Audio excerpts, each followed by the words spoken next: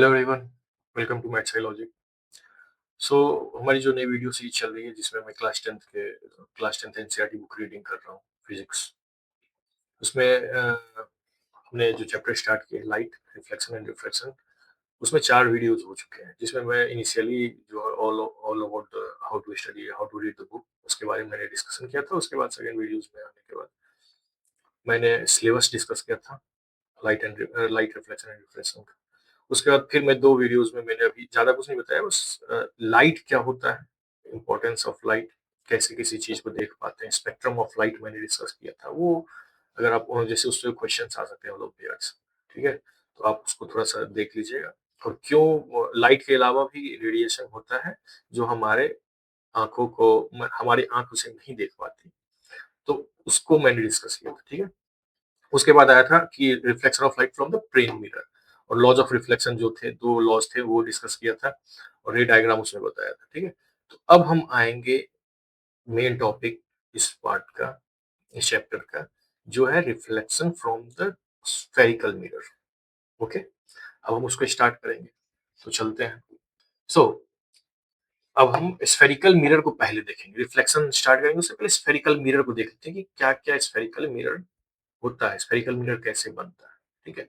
मैं थोड़ा-सा एक आउटलाइन बता देता हूँ। तो पिछले क्लास में भी मैंने डिस्कस किया था कि स्फेरिकल मिरर जो है, एक ग्लास स्फीयर को मैं अगर कंसीडर करूँ, एक होलो स्फीयर लूँ ग्लास को,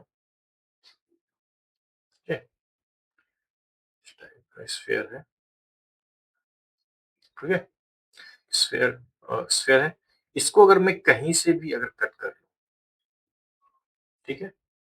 और इसके किसी एक साइड को या तो कर्व इनवर्ड जो है इस साइड को, या कर्व आउटवर्ड है इस साइड को, किसी को एक साइड को पॉलिश करो, तो ये एक स्फेरिकल मिरर की तरह बिहेव करेगा। ओके? तो इसको अगर साइड से मैं देखूं तो ये कैसा दिखेगा, साइड व्यू कैसा होगा, साइड व्यू इस टाइप से हो जाएगा। ओके? और अगर इसको फ्रंट व्यू से देखो, ये गोल दिखेगा, और यहाँ पे ये मान लेते हैं ये इसका थोड़ा एज है। ओके? ये एज है, ये ग्लास है, ग्लास पोर्शन, सारा ग्लास पोर्शन है, बस ये कर्व इनवर्ड या कर्व आउटवर्ड जो भी हो, हमारे पॉलिशिंग पे डिपेंड करेगा, ये कर्व इनवर्ड कर्व आउटवर्ड कुछ भी हो सकता है। और ये ग्लास एज है। ओके?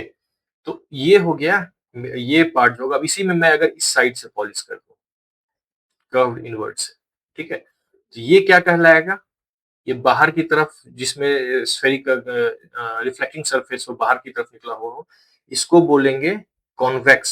मैं इसे अलग से ही बताता हूँ। जैसे एक ये है,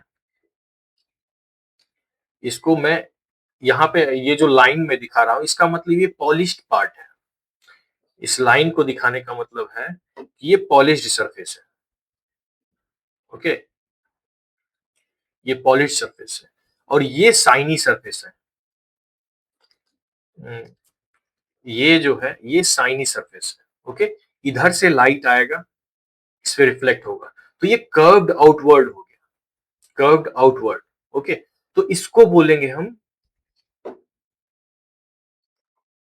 convex mirror. Okay?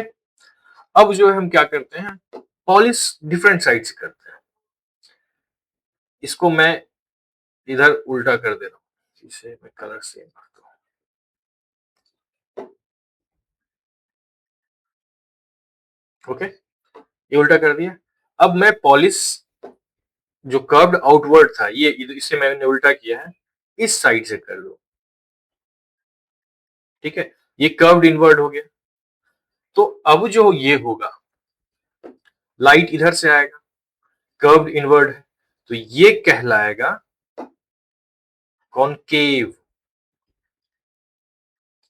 Mirror. Okay? ये दो टाइप का स्फेरिकल मिरर है, concave mirror A and convex mirror, convex mirror A and concave mirror B. अब इसी दोनों मिरर से हम आगे देखेंगे कि कैसे रिफ्लेक्शन होता है, कैसे इमेज फॉर्मेशन कैसे होता है, इसका एप्लीकेशन कहाँ पे होगा, इसमें मैग्निफिकेशन देखेंगे कि कहाँ पे रखने के बाद इमेज, जो ऑब्जेक्ट हम कहाँ पे रखें कि इमेज का साइज बड़ा हो जाए, छोटा हो जाए, तो इसके हिसाब से हम इसके एप्लीकेशन को डिसाइड करेंगे। ठीक है? तो अब रीडिंग करते हैं, क्या बोल रहा है यहाँ पे? The reflecting surface of A spherical mirror, reflecting surface of a spherical mirror may be curved inward or curved outward.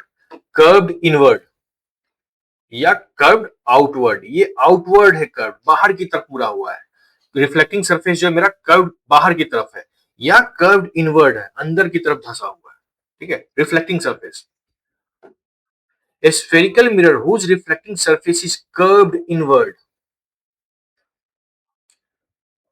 that is face towards the center of sphere, जिसका कि फेस जो है सेंटर ऑफ स्फीयर, मान लो ये एक sphere से मैं काट के मैंने इसे बनाया है, इसको मैं अगर कंप्लीट करूं तो ये एक तरीके से एक स्फीयर तैयार करेगा, तो जिसका फेस सेंटर ऑफ स्फीयर की तरफ हो। ठीक है, सेंटर ऑफ स्फीयर की तरफ जिसका फेस हो, वो क्या कहलाएगा? Is called a concave mirror. ठीक, spherical mirror whose reflecting surface is curved outward is called the convex mirror। जिसका रिफ्लेक्टिंग सरफेस कर्व्ड आउटवर्ड, वो क्या होगा? Convex mirror. The schematic representation of these mirrors is shown in figure. Schematic representation, जो pictorial representation हम बोलते हैं, जो हम जनरली कॉपी में यूज करते हैं रे डायग्राम दिखाने के लिए या इमेज फॉर्म में इमेज बनाने के लिए। ठीक है, तो हम किसका यूज करेंगे? ये यहाँ पे जो दिया हुआ है 9.1 फिगर में, इस तरीके से यूज करेंगे। और जो रिफ्लेक्टिंग सरफेस होगा वो सिंपल ऐसे रहेगा, और पॉलिश सरफेस होगा जस्ट रिफ्लेक्टिंग सरफेस के अपोजिट में, हमेशा उसमें हम इस तरीके से डैश ऐसे दे देंगे। इसका मतलब ये कंसीडर किया जाता है कि ये सरफेस जो है, पीछे वाला सरफेस जो कनकेव इनवर्ट सरफेस है, यहाँ पे यहाँ पॉलिश किया हुआ है, इसका मतलब कि रिफ्लेक्टिंग सरफेस जो होगा कनकेव आउटवर्ड होगा। ये हमेशा ध्यान रखना है। अगर गलती से भी मैं अगर इसे बीच से ऐसे ऐसे कर दूं, इसका मतलब क्या है? कुछ नहीं होगा। ठीक है, इसीलिए पॉलिशिंग दिखाने के लिए हमें स्पेसिफिकली देखना पड़ेगा कि लाइन कहां पे टच हो रहा है, आराम से इसके पीछे रखना है। ओके, ऐसा नहीं कि ऐसे ऐसे ऐसे करके कट कर दिया, ये ध्यान रखना है। अब नेक्स्ट चलते हैं। You have noted in these diagram that the back of the mirror is shaded. जो बैक ऑफ द मिरर है, नोटिस किया होगा कि जो बैक ऑफ द मिरर है यहाँ पे, ये शेडेड है। ओके, शेडेड मतलब वही जो मैं लाइन से ये दिखा रहा हूँ, ये शेड किया हुआ है। You may now understand that the surface of the spoon curved inward can be approximated to a concave mirror। अब जो हम स्पून का जो एग्जांपल लिए थे, तो अब हम उसमें कह सकते हैं कि स्पून का जो इनवर्ड कर्व्ड इनवर्ड सरफेस है, उसको कॉनकेव मिरर की तरह ट्रीट कर सकते हैं, या जो कर्व्ड आउटवर्ड है उसको क्या करेंगे? कॉन्वेक्स मिरर की तरह ट्रीट करेंगे। Concave mirror and the surface of the spoon bulge outward can be approximated to a convex mirror। Treat कर सकते हैं उसको, अप्रोक्सीमेटली ट्रीट कर सकते हैं, क्योंकि उतना मिरर की तरह रिफ्लेक्ट नहीं करता, लेकिन करता है, थोड़ा मोड़ा इमेज दिख जाएगा उसमें। Before we move further on spherical mirror, अब हम स्फेरिकल मिरर में थोड़ा और आगे बढ़ने से पहले we need to recognize and understand the meaning of a few terms. कुछ टेक्निकल टर्म्स होंगे, फिजिकल टर्म्स होंगे, उसको समझते हैं। ठीक है, आगे बढ़ने से पहले these terms are commonly used in discussion about spherical mirror. अब ये जो कुछ टर्म्स हैं, कैसे क्या क्या हो सकता है? तो सेंटर ऑफ कर्वेचर हो सकता है, पोल हो सकता है, फोकल फोकल पॉइंट हो सकता है। ठीक है, तो ये सारा जो टेक्निकल टर्म्स है, जो भी वर्ड है, इसको हम समझेंगे कि मिरर में होता क्या है। ठीक है, तो इसे देखते हैं। We need to recognize and understand the meaning of few terms. These terms are commonly used in discussion about the spherical mirrors. Okay, spherical mirror में ये terms use होंगे। The center of the reflecting surface of a spherical mirror is called the pole। पहला term क्या है? पोल। पोल किसको बोलेंगे? ठीक है, पोल किसको बोलेंगे? जैसे ये स्फेरिकल मिरर मान लेते हैं। ठीक है,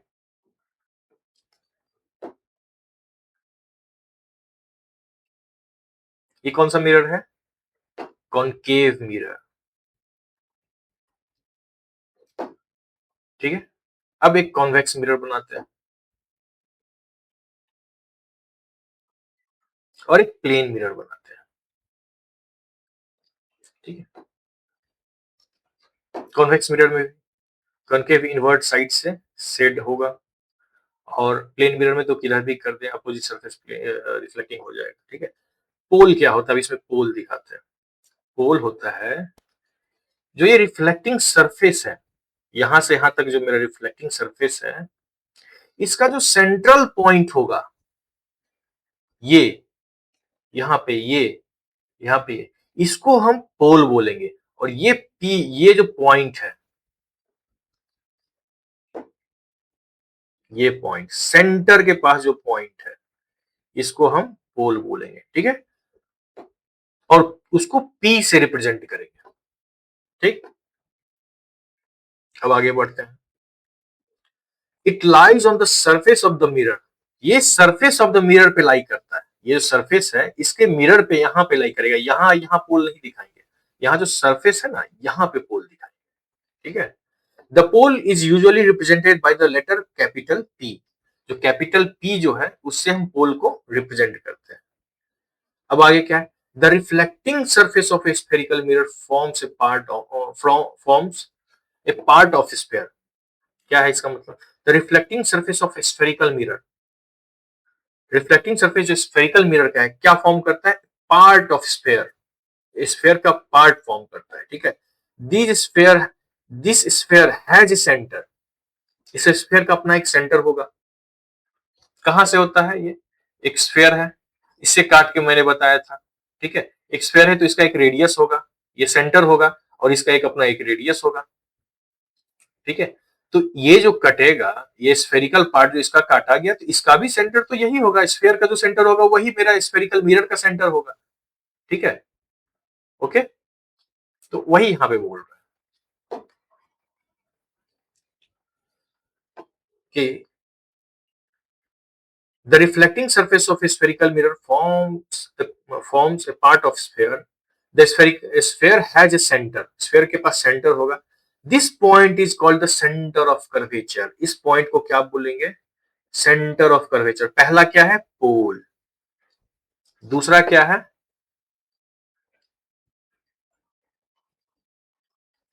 center of curvature। अब इस वर्ड को तोड़ते हैं, सेंटर और कर्वेचर को। क्या बोला, कर्वेचर का सेंटर, कर्वेचर जो कर्व सरफेस जो हम बोल रहे हैं इसका, इस कर्वेचर का, कोई भी एक स्फेयर है, ये कर्वेचर है। ठीक है, कर्व पार्ट है, इससे हम कट करके निकाल रहे हैं, और इस कर्व का अपना एक सेंटर है। तो जो इससे कर्वेचर निकाला गया है, ये पार्ट, इसका भी सेंटर यही होगा। तो वही यहां पे एक जैसे स्फेयर है, इसे मैं अच्छे से,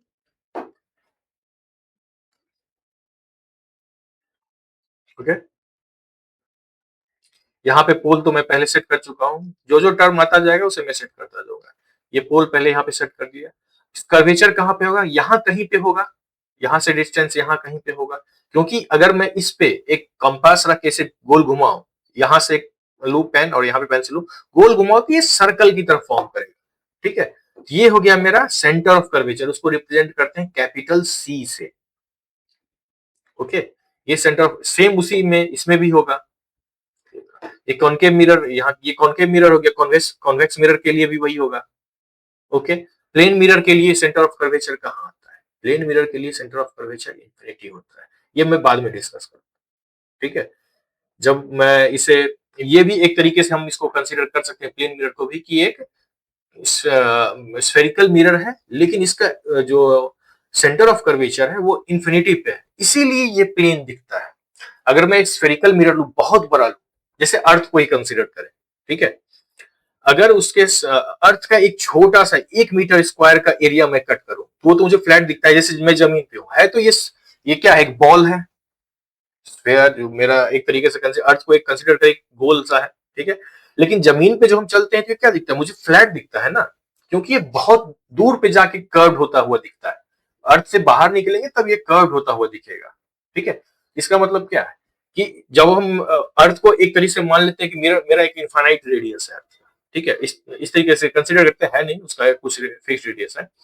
तो अगर हम इनफाइन बहुत बड़ा रेडियस लें स्फीयर का, और उसके एक छोटे से एरिया को कंसीडर करें, छोटा सा 1 मीटर स्क्वायर को कंसीडर करें, 1 सेंटीमीटर स्क्वायर को कंसीडर करें, रेशियो में फिक्स कर सकते हैं, तो देखेंगे कि वो जो मुझे जो सरफेस मिलेगा वो एक तरीके से फ्लैट सरफेस की तरह बिहेव करेगा। ठीक है, तो इसीलिए वहां से हम उसको प्लेन मिरर बनाएंगे। ठीक, ये हो गया सेंटर ऑफ कर्वेचर। अब तीसरा पॉइंट क्या है, अब जैसे इसके लिए भी मैं कर देता हूं, इसके लिए सेंटर ऑफ कर्वेचर किधर आएगा,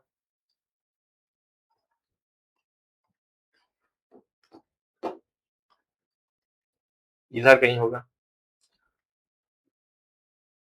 ठीक है, अब तीसरा तीसरा पॉइंट क्या है, आगे बढ़ते हैं। Please note that the centre of curvature is not the part of the mirror, it lies outside of the reflecting surface.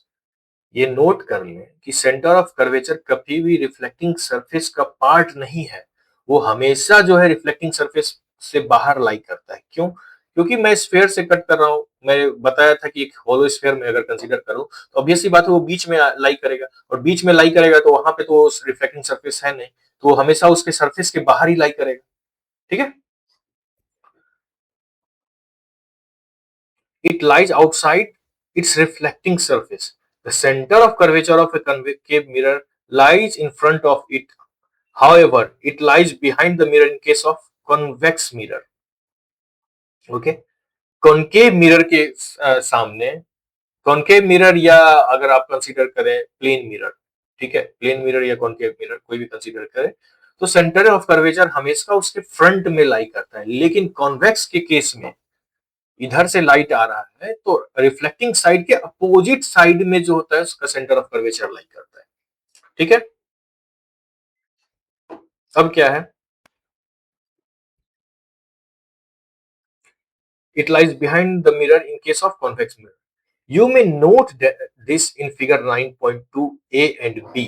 9.2 A and B में आप देख सकते हैं, जो यहाँ पे आप 9.2 वेयर इज 9.2 या here A, figure A and B, यहाँ पे सेंटर ऑफ कर्वेचर आप देख सकते हैं, ये जो दिखाया गया सेंटर ऑफ कर्वेचर, अलग अलग पॉइंट पे सेंटर ऑफ कर्वेचर दिखाया गया।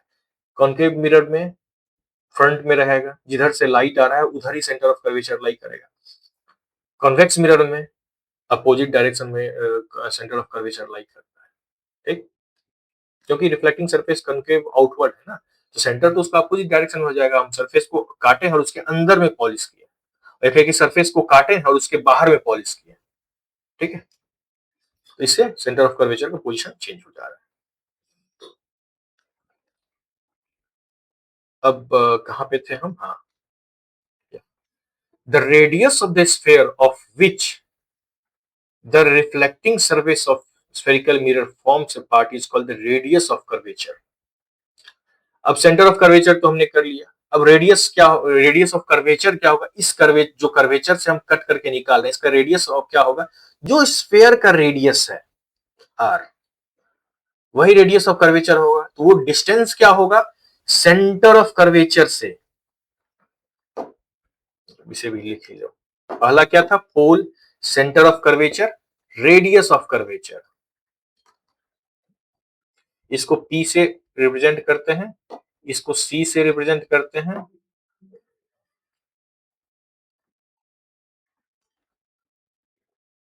Radius of curvature. Radius of curvature क्या होता है, एक स्फेरिकल मिरर है, ओके, यहां पे ऐसे मेरा पहले पोल और सेंटर ऑफ कर्वेचर में सेट कर लूं, पोल यहां पे लाई करेगा P, सेंटर ऑफ कर्वेचर यहां कहीं पे लाई करेगा C। अब पोल और सेंटर ऑफ कर्वेचर के बीच का जो डिस्टेंस होगा ये रेडियस ऑफ कर्वेचर कहलाएगा, जो रेडियस ऑफ स्फेयर है, ओके, उसी को रेडियस ऑफ कर्वेचर हम बोलते हैं। ठीक है, यहां तक समझ में आ गया। और वही रेडियस ऑफ कर्वेचर जो मैं प्लेन मिरर में बोल रहा था ये इनफाइनाइट हो जाता है, जिसके कारण कि ये मुझे स्ट्रेट दिखेगा। चार, देखता हूं चौथा पॉइंट क्या है, फोकस, सबसे मेन फोकस बचा हुआ है। Radius of sphere of which the reflecting spherical mirror forms a part is called the radius of curvature of the mirror. It is represented by letter R, capital R से इसको हम represent करते हैं, ठीक है। You may note that the distance PC is equal to the radius of curvature. PC, P pole and centre of curvature के बीच का जो डिस्टेंस है उसी को रेडियस ऑफ कर्वेचर हम बोलते हैं, okay, equal to the radius of curvature. Imagine a straight line passing through the pole and the center of curvature of a spherical mirror. अब वही एक स्ट्रेट लाइन पास कर रहा है, पोल और सेंटर ऑफ कर्वेचर के बीच में एक स्ट्रेट लाइन जो है ये पास कर रहा है, ठीक है. मान लो this line is called principal axis. इस लाइन को एक टर्म अब एक और है,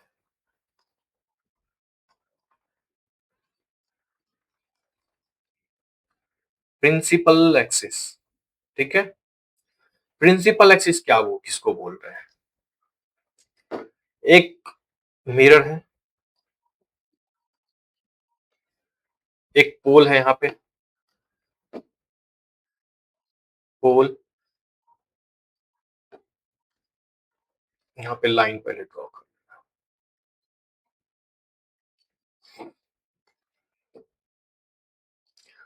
पोल और सेंटर ऑफ कर्वेचर से एक स्ट्रेट लाइन पास करेगा, इसको क्या बोलेंगे? Principal axis. यही है प्रिंसिपल एक्सिस जिसके अलोंग हम रिफ्लेक्शन रिफ्रैक्शन ये सारा चीज देखें, ठीक है. इमेज फॉर्मेशन ऑब्जेक्ट यहाँ पे कहीं पे रख ले, प्रिंसिपल एक्सिस के अलोंग ऑब्जेक्ट कहीं पे अलग अलग जगह पे शिफ्ट करेंगे, उसके बाद देखेंगे कि इमेज फॉर्मेशन सेम साइड में हो रहा है, अपोजिट साइड में हो रहा है, कहाँ हो रहा है, वो सारा चीज हम देखेंगे, ओके. तो प्रिंसिपल एक्सिस समझ में आ गया कि किसको बोल रहे हैं, कि एक स्ट्रेट लाइन जो कि इमेजिनरी लाइन जो सेंटर और पोल से पास करे. इमेजिनरी लाइन है वो, वैसा लाइन कुछ होता नहीं है मिरर में, तुम जब यही को देखते हो तो वहां पे कोई लाइन दिखता नहीं. इमेजिनरी लाइन कंसीडर कर रहे हैं जो कि हमारे डायग्राम में हमको हेल्प करेगा, ठीक है. इसको बोलेंगे प्रिंसिपल एक्सिस, ठीक है. ये सारा टर्म याद रखो. कौन कौन सा टर्म हो गया? पोल हो गया, सेंटर ऑफ कर्वेचर हो गया, रेडियस ऑफ कर्वेचर हो गया, प्रिंसिपल एक्सिस हो गया. अब फिफ्थ पॉइंट पे आते हैं. अब आगे देखते हैं इसमें क्या है. You may note that the distance PC is equal to the radius of curvature. Imagine a straight line passing through the pole and the center of curvature. It's called the principal axis. Remember that principal axis is normal to the mirror at its pole. ये चीज भी important, बहुत important line है. ये चीज हमेशा ध्यान रखना है कि जो प्रिंसिपल एक्सिस है जो पोल पे क्रॉस कर रहा है तो इस पे नॉर्मल होगा. तो इसका मतलब क्या है कि एक अगर हम यहाँ पे टेंजेंट ड्रॉ करेंगे इस पोल पे, ऐसे करके टेंजेंट ड्रॉ करेंगे तो ये टेंजेंट के अलोंग परपेंडिकुलर होगा, ठीक है. जो पोल का पॉइंट मैंने यहाँ पे चूज किया है जो सेंटर ऑफ द मिरर है, ठीक है, तो उस पे अगर मैं एक टेंजेंट ड्रॉ करूं, ठीक है, और वो प्रिंसिपल एक्सिस लाइन जो आ रहा है उस पे हमेशा परपेंडिकुलर होगा. वो उससे अब जैसे एक एग्जांपल लेते हैं, जैसे ये मेरा मिरर है, ठीक है. अब हम यहाँ पे पोल है, लाइन तो हम ऐसे भी ड्रॉ कर सकते हैं, ठीक है. इसीलिए बोला गया कि सेंटर ऑफ कर्वेचर और पोल से, और सेंटर ऑफ कर्वेचर और पोल से जो भी लाइन ड्रॉ होगा वो हमेशा यहाँ पे जो टेंजेंट होगा ये इस सरफेस, टेंजेंट मतलब सरफेस के परपेंडिकुलर होगा. इसका बहुत इंपॉर्टेंट यूज है. आगे जब रे डायग्राम करेंगे तो बहुत ही इंपॉर्टेंट यूज है इसका, कि लाइट जब भी यहां से आता है और पोल पे टकराता है तो वो 180 डिग्री में वापस आ जाता है, ठीक है. वो इधर उधर डिफ्लेक्ट नहीं करता है. पोल पर जब भी लाइट गिरेगा, प्रिंसिपल एक्सिस से क्रॉस करते हुए लाइट पोल पर गिरेगा तो वो वापस क्योंकि मिरर में 90 डिग्री है, 90 डिग्री पे आके ऐसे गिर रहा है तो सिंपल ऐसे वापस होगा ना. Angle of reflection sine i, ये angle of incidence is equal to angle of reflection, okay, वहां से ये आता है, ठीक है. तो ये हो गया प्रिंसिपल एक्सिस. अब आगे क्या है ये देखते हैं. Remember that principal axis is normal to the mirror at its pole. Let us understand an important term related to mirror through an activity. अब ये सबसे इंपॉर्टेंट टर्म है. इसी के बेसिस पे मेरा इमेज फॉर्मेशन हम कंसीडर करेंगे, फोकस। ठीक है, सो फोकस हो गया, इस पे देखना है। सबसे पहले एक एक्टिविटी देखते हैं, एक्टिविटी क्या बोल रहा है। Question, do not look at the sun, sun पे खुली आंखों से, नंगी आंखों से सूर्य की तरफ ना देखें, और even into a mirror reflecting surface, it में डैमेज योर आईज, आपके आंखों को ये डैमेज कर सकता है। इसका मतलब क्या है, या तो सन को आप नंगी आंखों से मत देखें, या एक कोई रिफ्लेक्टिंग सरफेस है उससे रिफ्लेक्ट होकर अगर आपके आंख पे लाइट आ रहा है तो वो भी डैमेज कर सकता है। इतना इंटेंसिटी होता है, बहुत हाई इंटेंसिटी। डायरेक्ट नंगी आंखों से आप सन की तरफ देखें, आप देख नहीं पाइएगा अगर फुल ब्राइट सन है तो। Okay, hold a concave mirror in your hand, एक कनकेव मिरर लेते हैं, अपने हाथ में रखते हैं, and direct its reflecting surface toward the sun. एक मिरर जो है ऐसे रखें और सन की तरफ उसका रिफ्लेक्टिंग सरफेस कर दिए, पीछे मेरा पॉलिश सरफेस है, इधर रिफ्लेक्टिंग सरफेस। ठीक, उससे जो लाइट आ रहा है, ठीक है, उससे लाइट, ऑब्वियस सी बात है, मिरर है तो होगा तो लाइट रिफ्लेक्ट करेगा। ठीक है, हम कहीं पे एक इमेज बनाएंगे, ठीक है, वो लाइट रिफ्लेक्ट होकर कहाँ पे गिर रहा है, नहीं जो बचपन में करते थे, मिरर से रिफ्लेक्ट करके दीवार पे ऐसे करते हैं, कहीं कहीं पे लाइट रिफ्लेक्ट करके दीवार पे देखते थे। या तुम कैट के सामने, बिल्ली के सामने ऐसे रिफ्लेक्ट करो, या तो देखो वो बिल्ली उसके पीछे भागती है, या डॉग के सामने करो वो भी करते हैं। ठीक है, तो आप देखोगे कनकेव मिरर लिया, उससे लाइट रिफ्लेक्ट करके कहीं पे एक जाके मिलेगा, तो मुझे ये देखना है कि वहां पे एक शार्प इमेज बना, एकदम पतला सा फाइन इमेज कहां पे जाके वो बना रहा है। ठीक है, तो वो जो जहां पे इमेज बनाएगा, तो इस यहाँ पोल से उसके बीच का डिस्टेंस हम नापेंगे, एक फाइन एकदम पतला सा इमेज बनाता है, जो लाइट कॉन्साइज होके एक पॉइंट पे आके मिलेगा, उस पॉइंट से इस पोल के बीच का डिस्टेंस हम मेजर करेंगे, इसी को फोकल लेंथ बोलते हैं, और उस पॉइंट को बोलेंगे फोकल पॉइंट। ओके, वो भी मैं रे डायग्राम से दिखा दूंगा। ठीक है, आगे है एक्सप्लेन करने के लिए, इसलिए मैं उसमें दिखा दूंगा। Direct the light reflected by mirror to a sheet of paper held close to the mirror. ठीक है, मिरर के क्लोज रखेंगे, और हाँ, वो जो लाइट आएगा, अब सोचो इतने बड़े सरफेस पे लाइट पड़ रहा है, उस सब को कॉन्साइज करके किसी एक पॉइंट पे हम हिट कर रहे हैं, सारे लाइट को रिफ्लेक्ट करके हम एक पॉइंट पे हिट करने जा रहे हैं। सोचो इतने सरफेस पे आने वाला लाइट अगर छोटे से सरफेस पे आके गिरेगा, रिफ्लेक्ट होके गिरेगा, कितना हाई इंटेंसिटी होगा, बर्निंग इफेक्ट तो आएगा, जैसे हम बचपन में लेंस से खेलते थे। ठीक है, तो वो बर्निंग इफेक्ट देता है, पेपर पे डालो पेपर को जला देगा। ठीक है, तो इस चीज से थोड़ा सा, इसीलिए यहाँ पे कॉशन पहले ही दे दिया गया है, इसीलिए थोड़ा संभल के इससे करना। Paper held close to the mirror, move the sheet of the paper back, sheet जो है पेपर के उसको पीछे लेके जाओ, एंड फोर्स ग्रेजुअली, आगे पीछे करो, until you find on the paper sheet a bright sharp spot of light. Paper पे क्या देखोगे, ब्राइट एकदम चमकदार, शार्प एकदम फाइन, जो कि पूरा नहीं होता है, लाइट आता है एकदम पतला हो जाता है, एकदम छोटा सा डॉट टाइप से दिखेगा of light. Hold the mirror and the paper in the same position for a few minutes. What do you observe there and why? क्या तुम वहां ऑब्जर्व कर, कुछ देर तक अगर हम पेपर वहां पे रखें, तो जो उतना लाइट आता है, एक ब्राइट, एक वाइडर सरफेस एरिया से रिफ्लेक्ट होकर सारा लाइट एक पॉइंट पे आके कॉन्साइज होकर हिट कर रहा है, ऑब्वियस सी बात है बर्निंग करेगा। ठीक है, तो यहाँ पे यही होगा कि हम वहां पे पेपर को बर्न होते हुए देखेंगे। क्यों? क्योंकि बहुत सारा रेज ऑफ लाइट जो है एक पॉइंट पे कॉन्साइज होकर हिट कर रहा है, कन्वर्ज होके, कन्वर्ज बोलेंगे, टर्म कन्वर्ज लेंगे, कन्वर्ज होके एक पॉइंट पे हिट कर रहा है। ठीक है, तो वो क्या होगा, वहां पे बर्निंग।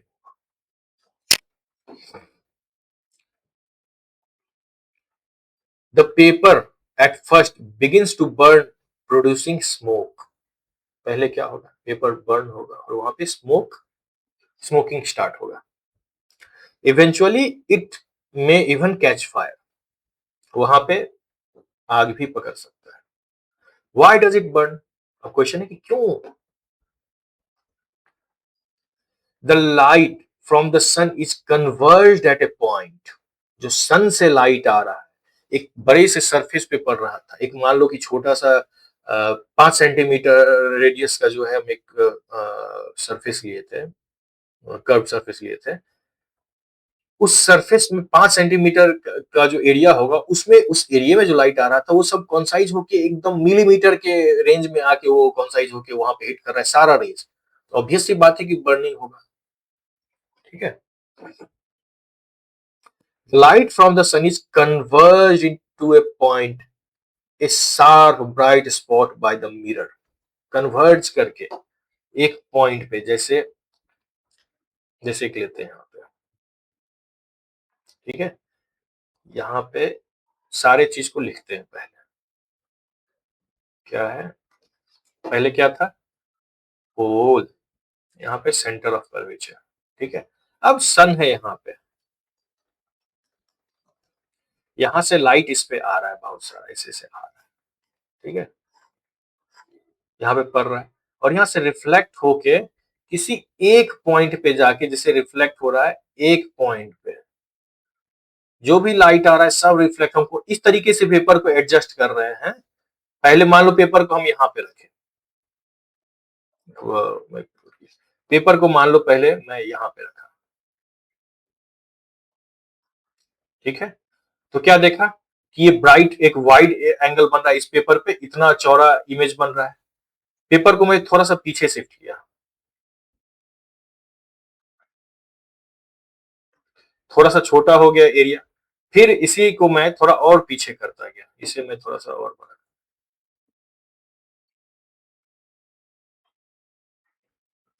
इसे थोड़ा सा और पीछे करता गया। यहाँ पे फिर पेपर को रखा, अभी भी थोड़ा सा वाइड है। अब थोड़ा हीटिंग इफेक्ट पेपर में आना शुरू होगा, क्योंकि देखो कॉन्सेंट्रेट यहाँ पे इतने बड़े एरिया में सेम लाइट था, वो रिफ्लेक्ट होके इतने छोटे एरिया में आ गया। अब इसे और छोटा करूं और यहाँ पे पेपर को लेके आ गया। ये छोटे से एरिया में इतने पॉइंट पे आके हिट करेगा। पहले पेपर कितना बड़ा एरिया में हिट कर रहा था, इतना बड़ा एरिया में, तो वहां बर्निंग नहीं आया। वो कन्वर्ज होते होते जब यहां तक ये पहुंच गया, पेपर यहाँ पेपर पे एक पॉइंट पे, छोटे से पॉइंट पे हिट करना शुरू किया, यहाँ पे आग लग जाएगा। ठीक है। एक्सपेरिमेंट करके देखो, कोई दिक्कत नहीं है, लेकिन किसी को हार्म मत करना। अब है यहाँ पे आगे बढ़ते हैं। In fact this spot of light is the image of sun on the sheet of paper. Interestingly, ये जो गोल सा बन रहा है पेपर पे जो हम सेट कर रहे हैं, ये इमेज ऑफ सन है।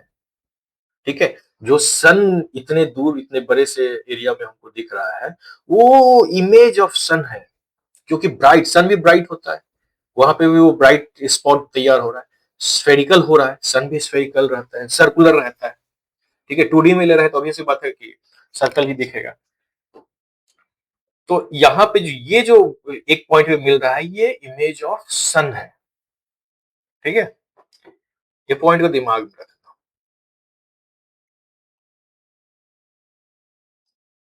क्वेश्चन आ सकता है कि जो रिफ्लेक्ट करके हम एक फोकस पॉइंट पे जो सन को जो रिकॉर्ड फोकस पॉइंट पे हिट करते हैं, तो वो इमेज क्या होता है? ठीक है। उसको हम क्या बोलते हैं? इमेज ऑफ सन। ठीक है। एमसीक्यू में ये सब आ सकता है। ठीक है। अब आगे बढ़ते हैं। This point is the focus of the concave mirror. यही जो पॉइंट है जहां पे इमेज ऑफ सन बन रहा है, यही इसका फोकस होगा। ठीक है। ये मैं ऐसे तिरछा करके दिखाया हूं, लेकिन ये जो अगर हम दूर से ले तो ये पैरेलल रेज आएगा, जो अभी हम यहाँ दिखाएंगे, तो इस पॉइंट पे आके मिलेगा, यहाँ कहीं पे आके मिलेगा। ठीक है। जहां पे भी मिले, ये पॉइंट पे आके मिलेगा, ये फोकस होगा। और मैथमेटिकली ये सेंटर ऑफ कर्वेचर और पोल के बीच का पॉइंट होता है। ठीक है। तो जो फोकल लेंथ जो होता है पोल से, half of the centre of curvature होता है, वो आगे देखेंगे। ठीक है। तो वही है कि यहां जो बनेगा ना, जो ये पॉइंट कन्वर्ज करके आ रहा है, यही पॉइंट जो होगा यहाँ पे, जैसे हम दिखा रहे हैं, तो ये फोकस होगा। यहाँ पे मैं नोटेशन दे चुका हूँ, ये यहाँ पे इस इमेज के लिए रॉन्ग हो जाएगा। ठीक है। लेकिन ये जहां पे वो कन्वर्ज होगा, अब मैं चलो एक करेक्ट फिगर बना देता हूँ। ठीक है। सन मेरे से बहुत दूर है, तो मुझे पता है कि वहां से जो रे आएगा वो पैरेलल होगा, अप्रोक्सीमेटली पैरेलल होगा, क्योंकि बहुत दूर से आ रहा है। ठीक है, तो जैसे एक ऐसे मिरर है, ठीक, शेडेड पार्ट है, ठीक है, एक यहाँ पे प्रिंसिपल एक्सिस है मेरा, ठीक है। अब पोल और कर्वेचर, सेंटर ऑफ कर्वेचर, ये पोल हो गया, ये मान लेते हैं सेंटर ऑफ कर्वेचर है, ठीक है। अब रे आ रहा है बहुत दूर से, यहाँ पे कहीं भी बहुत बड़ा सन है, ठीक है, उससे रे आ रहा है, ठीक है। इसे मैं यहाँ ऐसे स्ट्रेट लाइन में दिखा देता हूँ, बहुत सारा, बहुत सारा, ठीक है, ऐसे रे आ रहा है।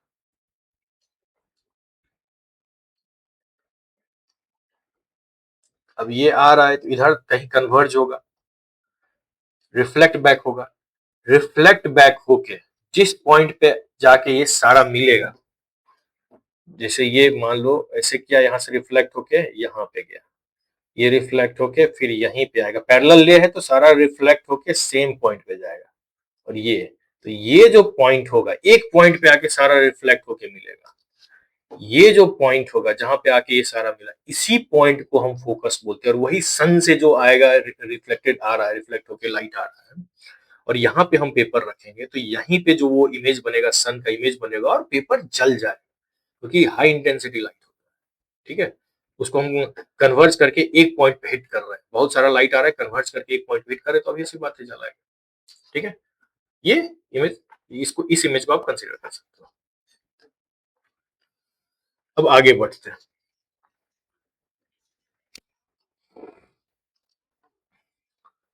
This point is the focus of the concave mirror, ठीक है। The heat produced due to the concentration of sunlight ignites the paper। जो हीट कहां से प्रोड्यूस हो रहा है, जो कंसंट्रेशन ऑफ सनलाइट है, सनलाइट जो आ रहा था और एक पॉइंट पे आके कॉन्सेंट्रेट हो गया, उसी के कारण वहां पे आग जल जाता है, ठीक है। The distance of the distance of image from the position of the mirror gives the approximate value of the focal length of the mirror। अब वही मिरर से जो इमेज बन रहा है, कहां पे इमेज बन रहा है, एक पॉइंट पे जहां पे सेंटर ऑफ कर्वेचर और पोल के बीच में जहां पे बन रहा है, वही जो हो गया फोकस, फोकल पॉइंट हो गया, और इसी को फोकल लेंथ बोलते हैं। पोल से जहां पे पॉइंट आके हिट कर रहा है लाइट, उसको हम फोकल लेंथ बोलते हैं, ठीक है। एफ, स्मॉल एफ से इसको रिप्रेजेंट करते हैं, फोकल लेंथ को, ठीक है।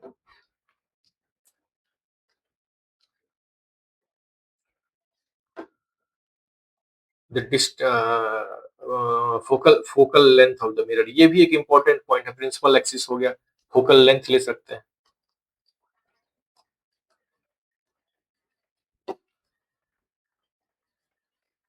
फोकल लेंथ कौन सा है, कि जैसे एक मिरर है, इसे मैं फिर से बता दे रहा हूँ ताकि याद, मैं बार बार इसलिए बताता हूँ कि याद हो जाए आपको यहीं पे, ठीक है। जब बाद में बुक रीडिंग करो, रिवाइज करो, तो सारा चीज क्लियरली दिमाग में आए। जो लाइट ऐसे आ रहा है, ठीक है, रिफ्लेक्ट बैक हो रहा है, से लाइट गया, यहाँ से जा रहा है, ये जो पॉइंट होगा, ये डिस्टेंस पोल से पी एफ, ये फोकल लेंथ होगा, ठीक है। यहां से डिस्टेंस, इसी को फोकस बोलते हैं। ये डिस्टेंस जो होता है, फोकल लेंथ जो डिस्टेंस होता है, सेंटर ऑफ कर्वेचर का आधा होता है, रेडियस ऑफ कर्वेचर का, सॉरी, रेडियस ऑफ कर्वेचर जो है, यहां से डिस्टेंस जो होगा आर, पोल का, और ये डिस्टेंस आधा होगा, तो F is equal to R by C, R by two, ठीक है। ये एक छोटा सा फॉर्मूला है, ये न्यूमेरिकल में हर जगह पे है, ठीक है। ये न्यूमेरिकल जहां भी सॉल्व करोगे वहां पे ये आएगा ही आएगा, इसलिए ध्यान रखना। तो क्या होता है, फोकल लेंथ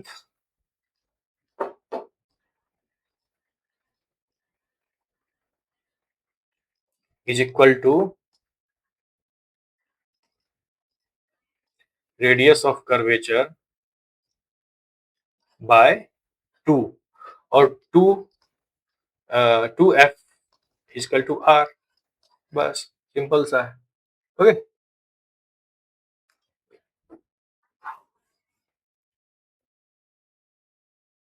अब आगे बढ़ते हैं।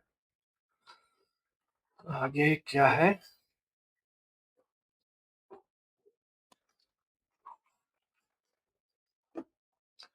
5 हो गया पॉइंट। कौन कौन सा है? Pole, centre of curvature, radius of curvature, principal axis and focal length. 5 हो गया। अब छठे पे आते हैं। छठा क्या है? Let us try to understand this observation with the help of ray diagram.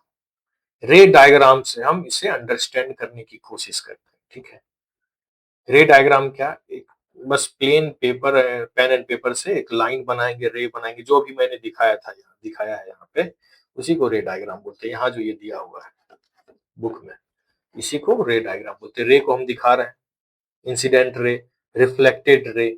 ठीक है, तो क्या बोल रहा है? ऑब्जर्व फिगर 9.2 ए। 9.2 ए को देखो closely. A number of rays parallel to the principal axis are falling on the concave mirror. concave mirror पे parallel to the principal axis, जो यहाँ पे प्रिंसिपल एक्सिस के पैरेलल रेज आ रहा है। ठीक है, मिरर पे फॉल हो रहा है। ओके, उसके बाद क्या बोला? They are all meeting intersecting at a point of the principal axis of the mirror. Reflect होने के बाद, रिफ्लेक्ट होने के बाद ये सब एक पॉइंट पे आके प्रिंसिपल एक्सिस पे मिल रहे हैं। ये जो प्रिंसिपल एक्सिस है सारा एक पॉइंट पे आके मिल रहा है रिफ्लेक्ट होके। ठीक है, this point is called the principal focus of the concave mirror. इसको प्रिंसिपल फोकस या फोकल पॉइंट, ठीक है, प्रिंसिपल फोकस बोलते हैं। फोकल लेंथ यहाँ पे हो ही गया। तो छठा पॉइंट क्या हो गया?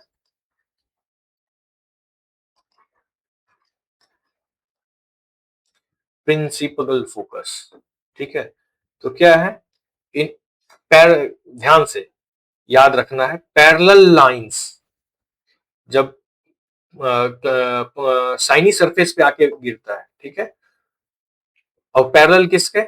प्रिंसिपल एक्सिस के पैरेलल आके वो जब साइनी सरफेस पे गिरता है और रिफ्लेक्ट बैक होता है और एक पॉइंट पे सारा आके मिलता है, उस पॉइंट को, जो कि प्रिंसिपल एक्सिस पे लाई करता है, उस पॉइंट को क्या बोलते हैं? प्रिंसिपल फोकस या focal point.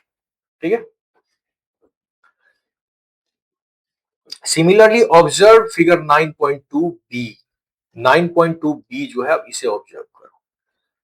How are the rays parallel to the principal axis reflected by convex mirror? इसमें कैसे कैसे मिलेगा? How are the rays parallel to the principal axis? इसमें प्रिंसिपल एक्सिस से जो रे आएगा रिफ्लेक्टेड बाय कॉन्वेक्स मिरर, इसमें reflect कैसे होगा? ये भी एक इंपॉर्टेंट क्वेश्चन है। इसमें रिफ्लेक्ट तो इनवर्ड हो गया, इसमें क्या होगा? इसमें सारा रिफ्लेक्ट आउटवर्ड होगा, क्योंकि सर अगर मैं देखो अब यहीं पे देखो, मैं हर जगह पे एक टेंजेंट ऐसे ड्रॉ कर रहा हूँ और हर जगह पे वो लॉ, कौन सा लॉ फॉलो करेगा? Laws of reflection. ठीक है, तो यहाँ पे टेंजेंट ड्रॉ किया, इसका नॉर्मल ऐसे यहाँ पे ड्रॉ किया, तो जो ये इंसिडेंट एंगल होगा वही वो रिफ्लेक्टेड एंगल होगा। होगा, हर जगह पे वही करेंगे। यहाँ पे ये है, यहाँ पे ये ड्रॉ किया, जो इंसिडेंट एंगल होगा वही रिफ्लेक्टेड एंगल होगा। ठीक है, तो उसी तरीके से इसको देखना है। तो जो भी होगा रिफ्लेक्टेड आउटवर्ड हो जाएगा। इसमें रिफ्लेक्टेड इनवर्ड हो रहा था, क्योंकि इस पे हम ड्रॉ करेंगे, नॉर्मल इस पे ड्रॉ करेंगे at a point of incidence, तो देखेंगे कि प्रिंसिपल इंसिडेंट एंगल और रिफ्लेक्टेड एंगल, ये उसको क्या होगा? Reflected ray towards the focus move करेगा। ठीक है, लेकिन इसमें क्या होगा? Away from the centre, away from the surface, कॉन्साइड converge नहीं होगा, डाइवर्ज होगा, इसलिए डाइवर्जिंग मिरर कहलाता है। तो इसमें इसमें होता है appears to meet at a point। रे जो रिफ्लेक्ट होगा तो वो दिखेगा appears to meet at a point। Okay, वो यहां पे फोकस पे जाके दिखेगा, मिलता हुआ प्रतीत होगा। How are the rays parallel to the principal axis reflected by convex mirror? The reflected rays appears to come from a point of the principal axis। Reflected ray जो है ना, कहां से होगा, अपीयर्स होगा कि एक पॉइंट से आ रहा है, प्रिंसिपल एक्सिस पे एक पॉइंट है, वहां से वो रिफ्लेक्टेड रे वापस आ रहा है, अपीयर होगा, एक्चुअली वहां से आता नहीं है, ठीक है। This point is called the principal focus of the convex mirror, इसको प्रिंसिपल फोकस बोलते हैं कॉन्वेक्स मिरर का। The principal focus is represented by the letter F, principal focus जो है वो कैपिटल एफ से रिप्रेजेंट होता है, फोकल लेंथ स्मॉल एफ और principal focus capital F, okay. The distance between the pole and the principal focus of a spherical mirror is called the focal length. पोल और principal focus के बीच का distance है वो focal length बोलते हैं, वो पहले डिस्कस हम कर चुके हैं। It is represented by letter small f, ठीक है, स्मॉल एफ से इसको रिप्रेजेंट करते हैं फोकल लेंथ को। The reflecting surface of spherical mirror is by and large spherical, means जो reflecting surface of spherical mirror है वो अप्रोक्सीमेटली जो है स्फेरिकल है, मींस जो पूरा सरफेस जो होगा स्फेरिकल पार्ट से आया है, तो ऑब्वियस सी बात है कि वो स्फेरिकल ही होगा, ठीक है। The surface then has a circular outline, तो ऑब्वियस सी बात है जो स्फेरिकल पार्ट से किया गया था, तो मैं साइड व्यू और फ्रंट व्यू के बारे में डिस्कस किया था, तो जब हम उससे साइड व्यू से देखेंगे तो एक कर्व्ड सरफेस ऐसे दिखेगा, लेकिन फ्रंट से देखेंगे तो सर्कुलर दिखेगा, आउटलाइन जो होगा उसका सर्कुलर दिखेगा, जो मैंने पीछे डिस्कस किया था कि आउटलाइन कैसा दिखता है, ऐसे करके सर्कल टाइप में दिखेगा।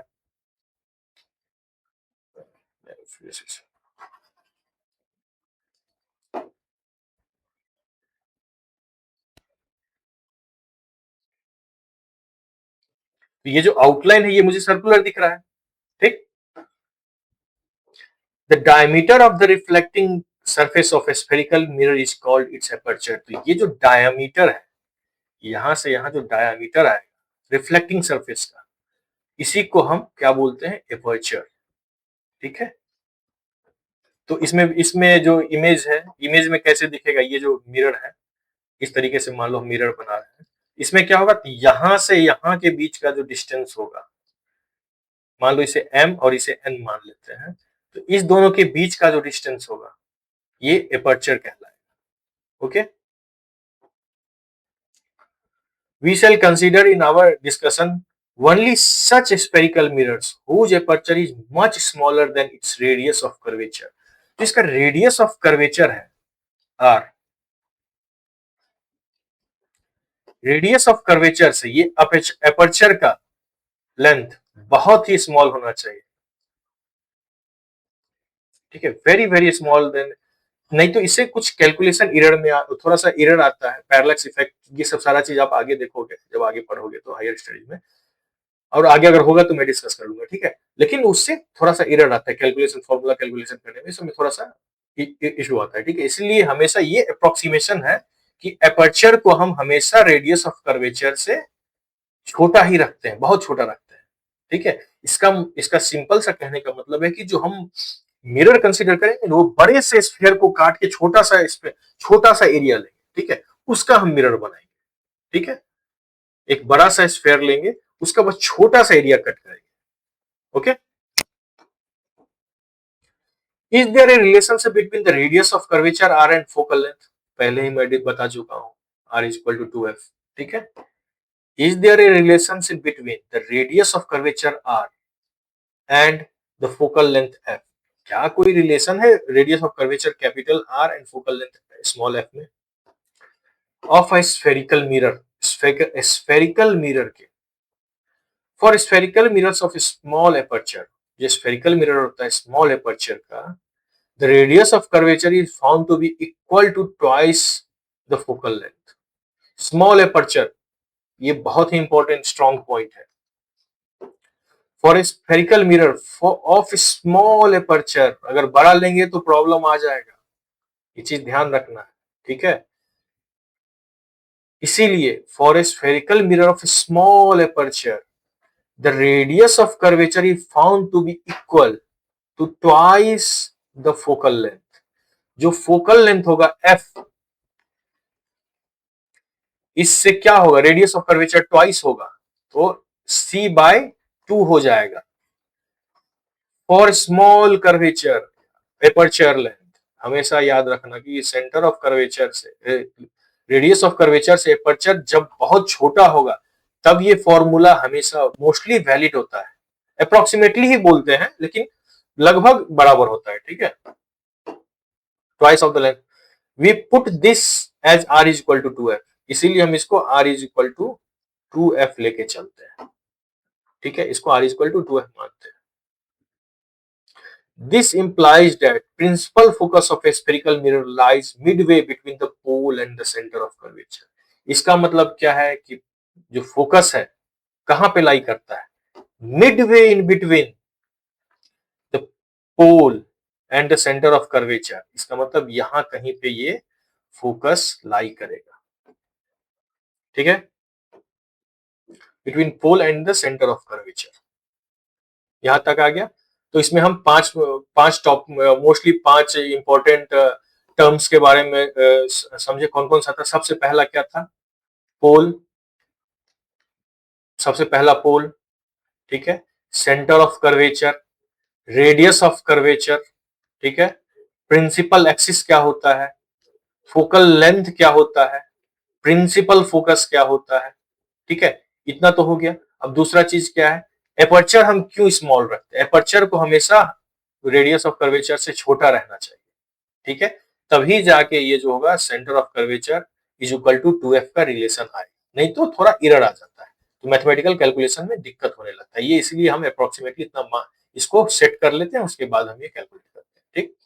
उसके बाद कॉनकेव मिरर, कॉन्वेक्स मिरर क्या होता है, ठीक है। ये सारा चीज आज डिस्कशन किए, तो इस वीडियोस को इतना ही रोकते हैं, ये थोड़ा लंबा हो गया है। और नेक्स्ट हम करेंगे image formation by spherical mirrors, ठीक है। स्फेरिकल मिरर में इमेज कैसे फॉर्म होता है, अब उस पे जाएंगे, ठीक है। डिफरेंट डिफरेंट नेचर्स उसका देखेंगे, कैसे रियल होता है, इन्वर्टेड होता है, वर्चुअल होता है, कैसे क्या हो रहा है, कहाँ पे बन रहा है, पोजीशन क्या है, height of image, height of object का रेशियो क्या है, ठीक है। ये सारा चीज आगे देखेंगे, ओके। सो अब इसको यहीं पे रोकते हैं। सो थैंक यू, मिलते हैं दूसरे वीडियो में, नेक्स्ट वीडियो में।